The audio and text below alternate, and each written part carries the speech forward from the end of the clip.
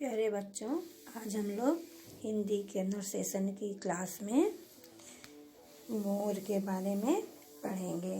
मोर हमारा राष्ट्रीय पक्षी है।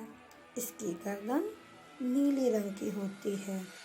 इसके सिर पर एक मुकुट के जैसे कलगी होती है, जिस कारण इसे पक्षियों का राजा कहा जाता है। मोर को बरसात का मौसम बहुत पसंद होता है, इसलिए उस मौसम में जब भी आसमान में बादल छाते हैं तो मोर बहुत ही प्रसन्न होता है और प्रसन्न होकर वह बाहर आकर अपना पंख फैलाकर नाचने लगता है। मोर किसानों का मित्र है, क्योंकि वह फसल में लगने वाले कीड़े मकोड़ों को खा जाता है।